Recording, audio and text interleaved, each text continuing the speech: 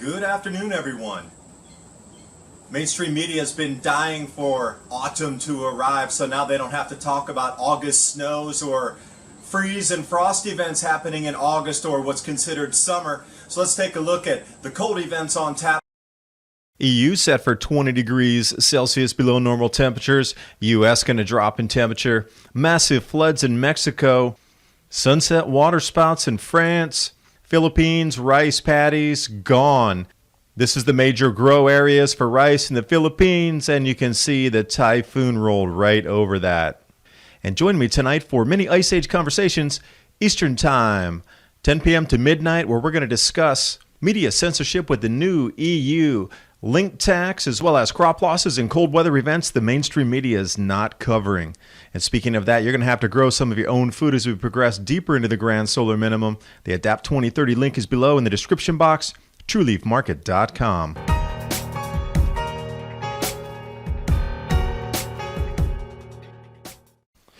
Now, the corporate mainstream media has been chomping at the bit to get into autumn, so now they can officially say that this cold pervading the northern hemisphere is early autumn cold and snows.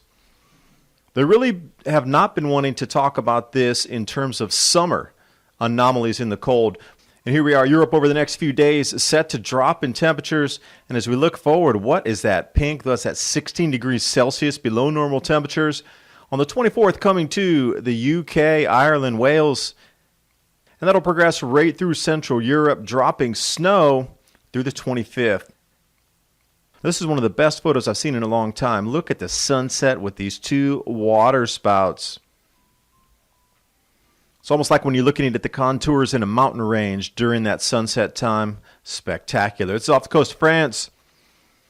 So diving over to the U.S. here, GFS models showing temperature drops through September 22nd. You could see even down in Texas somewhere it'll be 10 to 12 degrees Celsius below normal temperatures, and up in Canada, really starting to get cold up there. The assessment from the wipeout, at least 3 million acres up there were damaged by the cold and frost last week. And this will take us out into the 26th, just a few days before October, starting to get cool.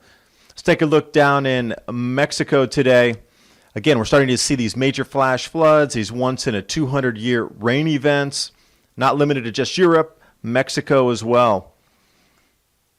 Now, some of the damage assessment for the rice crop coming out of the Philippines in Luzon Island. This is Typhoon Mangkhut. Aerial surveys of some of the rice growing areas.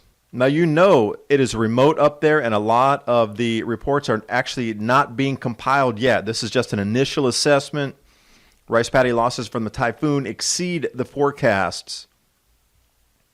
Now, what's interesting is they're talking about 250,000 tons of paddy rice, but when you look at it, they're talking about multi-millions of completely washed away or lost rice paddy in itself.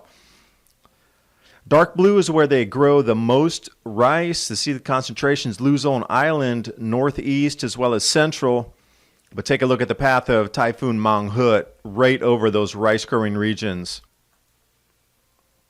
And this is in the harvest season, so almost everything that was out in the fields or being grown across northern Philippines has been lost. That includes fruits, vegetables, rice, corn, and anything else that was in the ground.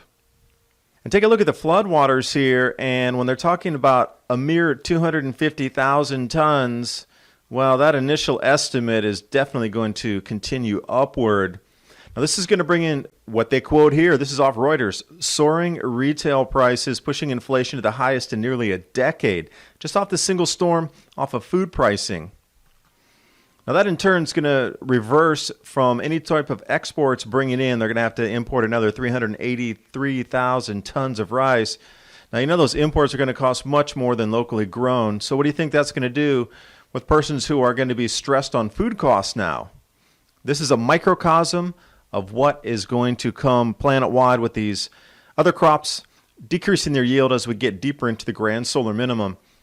And on the tail end of this Reuters article, but for corn, it's a sad sight. Almost all crops were damaged. So where does this take us? Into the new grand solar minimum. This is going to be the regular state of affairs. Thanks for watching. Hope you got something out of the video. And if you like this type of information, the Tri-Weekly Podcast, many Ice Age conversations, you can take it on the go, talking more about the Grand Solar Minimum, the timelines, and what you can expect moving forward.